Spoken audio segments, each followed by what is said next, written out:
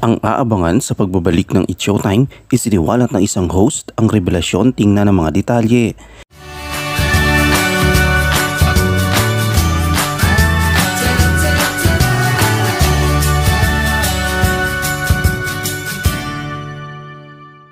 Sa isang eksklusibong panayam sa Philstar.com noong nakaraang linggo sa pagbubukas ng Korean eyewear brand na Gentle Monster sa Taguig City, ibinahagi ni Ann Curtis sa mga bagay na nagpapakabisi sa kanya at sa kanyang mga kasamahan sa It's Showtime habang ang palabas ay nasa 12-day suspension mula sa MTRCV o Movie and Television Review and Classification Board.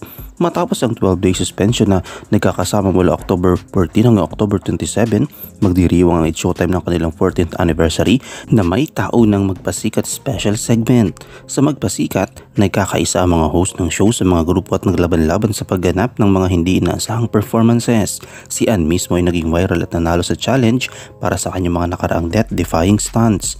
Sa kanyang pahayag ay sinabi, "It's our Magpasikat week, it's our anniversary week, at least may time na kami to train for it."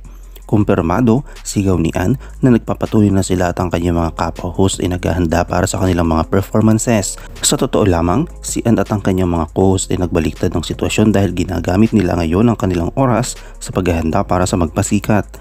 Ang matalik na kaibigan ni Ann na si Luis Manzano kasama si Robby Domingo, Jenica Garcia at Melly Cantiveros ang mga nag-host ng It's Your Lucky Day, ang pansamantalang kapalit para sa It's Showtime.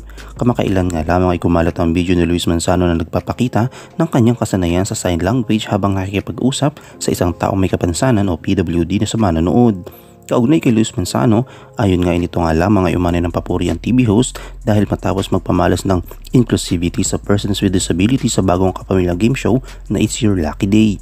Ang isa kasing miyembro ng live audience na hirap makarinig, bigla ang kinausap siya ng aktor gamit ang sign language. Aniya sa kalagitnaan ng show ay sinabi, "Kasi gusto ko lahat ng kalaki natin involved. May tumatawag sa akin kanina pa na kalaki natin na kung hindi ako nagkakamali ay medyo may konting problema sa pandinig." Nabigyan naman ng 1,000 pesos ang lucky audience member matapos magpamalas ang talent sa pagsayaw. Ikinatuwa naman ng mga netizens ang ginawa ni Luis, lalo na't bibihira ang mga marunong makipag-usap sa mga may kapansanan. Una nang nagbiro si Luis na ito ang 2 huling linggo upang ipalabas ang kadalasang naririnig kapag nagwawakas sa mga teleserye. Pansamantalang umeer ang It's Your Lucky Day matapos patawan ng MTRCB ang 12-day suspension ng It's Showtime. Dahil pa rin ito sa kontrobersyal na pagkain ng icing ng cake ni Vice Ganda at Ayon Perez sa July 25 episode ng programa. Anong iyong komento kaugnay dito? Shoutout tayo kay Slapshock Masinda de Miguel, kay Gloria Tortuga at kay Julius Galan Kupas.